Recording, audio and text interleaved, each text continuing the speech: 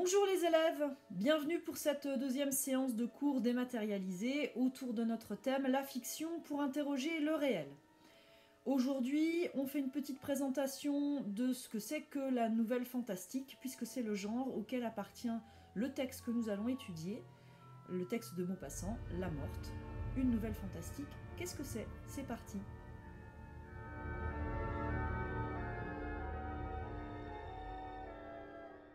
Alors pour commencer, un petit rappel sur la notion de genre littéraire. Qu'est-ce que c'est? Les textes littéraires sont classés en 3 grandes catégories. C'est ça qu'on appelle les genres. Vous avez la catégorie de la poésie, la catégorie théâtre et la catégorie récit. À l'intérieur de cette catégorie récit, on va pouvoir trouver d'autres sous-genres que sont par exemple les romans, les contes ou bien les nouvelles.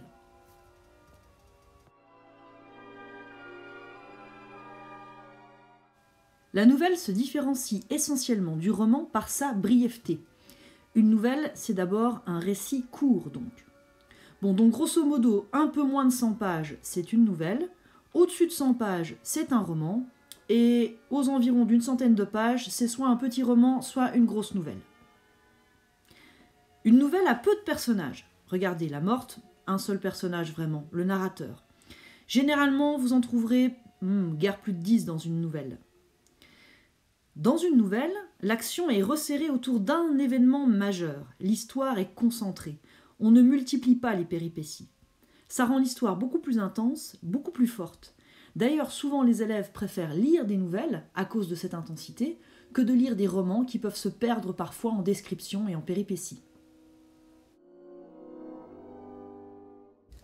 C'est au XIXe siècle que le genre de la nouvelle va vraiment se développer. Le mot nouvelle vient de l'italien novella. Ah, l'Italie, le plus beau pays du monde d'après Madame Leonardi. Novella définit en italien un récit court concernant un événement présenté comme réel et récent. En France, le genre de la nouvelle est particulièrement bien illustré par Guy de Maupassant, qui en a écrit environ 300 en 10 ans. Vous savez maintenant ce que c'est qu'une nouvelle? Un récit court, avec peu de personnages, centré autour d'une action importante.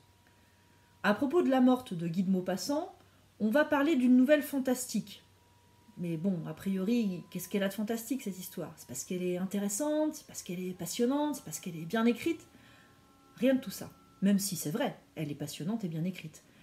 On va parler d'une nouvelle fantastique parce qu'il va se produire dans ces récits-là un événement étonnant, surprenant, qui ne devrait pas avoir lieu. Je m'explique. Un récit fantastique, il démarre dans une réalité ordinaire. Ordinaire, ça veut dire, c'est notre monde, quoi. Il n'y a pas de fantômes, il n'y a pas d'esprit, il n'y a pas de génie qui sortent de lampe, et surtout, on ne va pas croiser des sorciers à chaque coin de rue.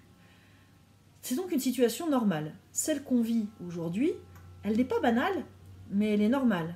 Une épidémie, ça arrive, des mesures exceptionnelles qui sont prises, ça arrive. Non, quand on va parler d'un élément extraordinaire, c'est quelque chose qui ne devrait pas, qui n'est pas entendable, qui n'est pas envisageable dans la réalité. Vous avez déjà tous, je suppose, regardé... Ah, excusez-moi. Vous avez peut-être déjà tous regardé des vidéos paranormales où des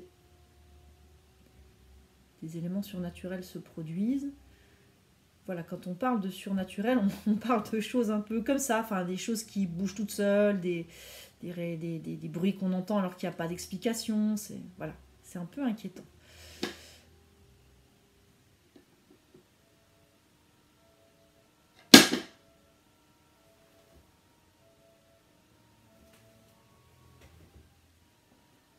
Ok, bien.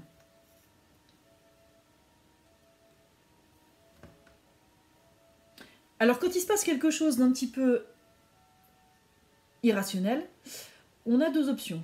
Ou bien on se dit, il doit forcément y avoir une explication logique. Le problème électrique, c'est nous qui avons fait l'installation, alors ma foi, peut-être qu'elle n'est pas tout à fait bien réglée. La boîte, je sais pas, peut-être un courant d'air. Je vais quand même éteindre cette lampe. Et si les choses perdurent, à ce moment-là, on va commencer à avoir un petit peu de doute. Pourquoi les choses s'animent? Pourquoi les objets bougent? Pourquoi la lampe s'allume alors qu'a priori il n'y a pas de raison? Et on est obligé de chercher une autre raison qui n'est pas rationnelle. Si c'est pas l'électricien, si c'est pas un court-circuit qui peut faire démarrer une lampe, qu'est-ce que c'est? C'est ça le fantastique. C'est tout à coup notre réalité qui se trouve confrontée à un événement qui arrive et qui ne devrait pas avoir lieu dans cette réalité. Qu'est-ce que ça suscite chez ceux qui vivent ce genre d'événement? Beaucoup d'angoisse. Parce que nous ne sommes pas habitués à ce que dans notre réalité, des choses irréelles se produisent. C'est pas mal ça?